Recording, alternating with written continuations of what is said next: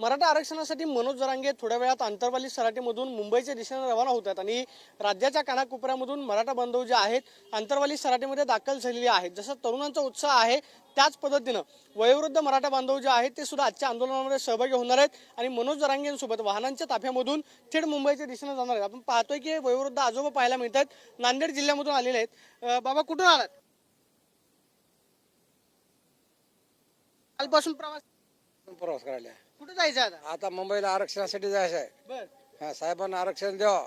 आम्ही त्याला मुख्यमंत्री केले. बर तर मुख्यमंत्र्याला आमचं मत घेऊन आम्हाला आरक्षण नाही म्हणजे आम्हाला अवघड वाटायलंय. बर आम्हाला आरक्षण त्याने द्यावं बर तर आम्ही आरक्षण देऊन घराला जाणार. म्हणतात मनोज जरांची भूमिका चुकीची आहे काय काय? नाही चुकीची म्हणजे अजिबात चुकीची नाही. बर त्या दुसऱ्या कोणाची असेल चुकीची हं. मात्र त्याची चुकीची नाही. बर बाबा काय म्हणणं आहे तुमचं? आमचं म्हणणं एकच आहे. आमच्या 68 काय वर्ष झालं हं. आम्ही फिरतोय. बर लहानपणापासून वयाच्या मतदान सुरू झालं तेव्हापासून. बर बरे असा निस्वार्थी माणूस आम्हाला हं. आमच्या लेकरा बाळाच्या हिताकरता आम्हाला कोणीच भेटला नाही. असा भेटला म्हणून आम्ही रडत ओरडत आलो. बर मुख्यमंत्र्यांच्या चरणी मस्तक ठेवून आम्ही सांगणार आहोत की आम्हाला द्या तुम्ही. बर आमचं एकच नारा, हं. आम्हाला आरक्षण प्यारा. आता ते म्हणतात कायदे चौकटीत बसत नाही काय, मग आता हे सगळं सांगितलं जाते काय, मग आता कसं करायचं? आता बकल कायदे आतापर्यंत रद्दबदल करीत आले आतापर्यंत. बर मग हेच का होईना? त्याच्या हातातच काय अजून काय केले नाहीत का? या 60 वर्षापासून काही झालं की नाही आपलं? हं. हा, एका दिवशी नोट एका दिवशी नोटाबंदी झाली एका रात्रात. हं, हं, हं. आणि आम्ही इतकी वर्षापासून लढालो बरं शेतकरी.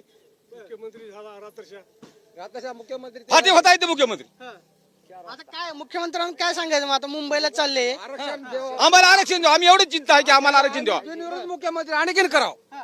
त्याला बिनविरोध मुख्यमंत्री आम्ही आणखीन करावं. आमच्या गावामध्ये सरपंच आम्ही बिनविरोधच करता, बर तस त्याला आम्ही बिनविरोधच करता. विरोधच आहे. हं. तंटामुक्ती आतापर्यंत आमच्या इथे जशी काढली तशी एकच आहे एकच आहे आणखीन ते. आणि एकच राहणार आहे. बर असं आमचं वचन, आमचं एक मोठं गाव आहे. मोदी साहेबाला आम्हीच निवडून दिलंय आणि या साहेबाला आम्हीच निवडून दिलंय. मुंबईच्या दिशेनं तुम्ही चाललेला आहात. मुंबईच्या दिशेनं तुम्ही चाललेला आहात. मुंबईमध्ये काल हायकोर्टानं परवानगी नाकारली. आता मनोज जरा तिथे बसणार होते मैदानावर. ते म्हटले की आता ते गणपती चालले तिकडे. हायकोर्ट त्याचीच परवानगी, बर त्याच हायकोर्ट कोणाच होय त्याच होय. बर दिल्लीपासून गलीपासून राज्य त्याच आहे हं. आणि मतदान आमचं आहे. हं.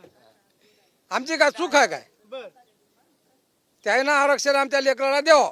बर बाबा आता काय, आता मुंबईतनं परत येणार नाही का आरक्षण घेतले? नाही ना, जेव्हा आमचा नरंगे साहेब सांगतील हं. तेव्हा आम्ही वापस. त्यानं चला म्हणलं की चला, बस म्हणलं की बसणार. कुठं म्हणलं कुठं. बर आमच्या लेकराबाचा कैवारी आम्हाला तो आज 50-60 वर्षापासून आम्हाला एकच मिळालं नाही, हेच मिळाला. बर निस्वार्थी. बर स्वार्थी सगळेच आहात. हं. मी सुद्धा स्वार्थी आहे पण निस्वार्थी भेटला ते आम्हाला. सगळ्या जनतेकरता, बाळगोपाळ करता, लहान मोठ्या लेकरा करता आम्हाला भेटला ते. आतापर्यंत आम्ही ते सगळे नेते मनोज दादा तुटून पडलेत. मनोज दादा चुकीचं बोलतायत. कायद्याचं नाही, नाही, असं चुकीचं. आम्ही एवढे लाखो कोटी कोटी आहे. 1 लाख नाही, 1 कोटी जनता त्यांच्या मागे आहे. आम्ही मस्तक ठेवून चरणी. बर आता मुंबईपर्यंत जाणार का मग? तेव्हा आडवाडवी चालले तिकडे. मुंबईपर्यंत जाणार. आले तर आम्हाला मार देणार. आम्ही हे बघा, आम्ही असं करणार नाही. हं. आम्ही असं करणार, हं. मारा आम्हाला म्हणणार. हं. आम्हाला आरक्षण द्या. आरक्षण भेटल्याशिवाय माघार नाही. असं करणार नाही. आम्ही असं करणार, आम्हाला आरक्षण द्या म्हणून आम्ही मागणार. बर असं बर मुख्यमंत्र्याला आम्ही मतदान केलो आणि आयुष्यभर करू, हं. पण त्यानं आमची इच्छा पुरवा. बर आता ते एकनाथ शिंदे, अजित दादा आहेत, फडणवीस आहेत. हं. ते काय एकच आहेत की मुख्यमंत्री, उपमुख्यमंत्री 2 उपमुख्यमंत्री आहेत. हं. मग त्याच्या ती काय मोरी आम्ही पसरता. बर आम्ही सख्य भाऊ दोघं जण. सख्खे भाऊ आहे तुम्ही. सख्य दोघं जण भाऊ. हा सगळे भाऊ. हं.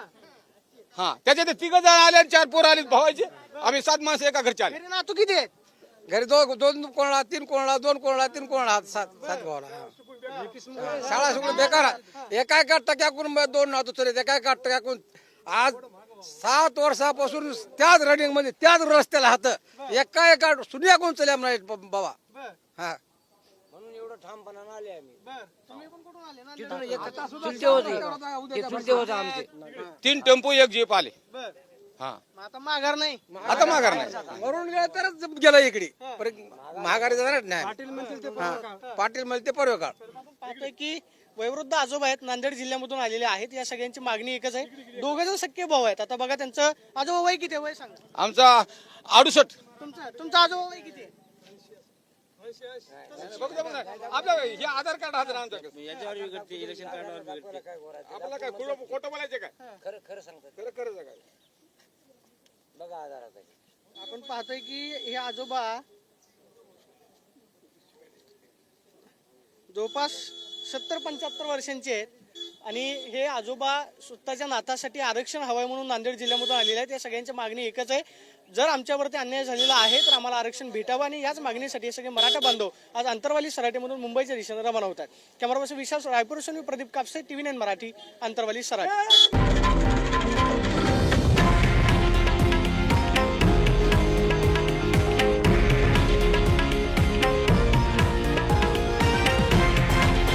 हे आहे देशातील नंबर 1 न्यूज नेटवर्क आणि आपण पाहत आहात TV9 मराठी, एकमेव.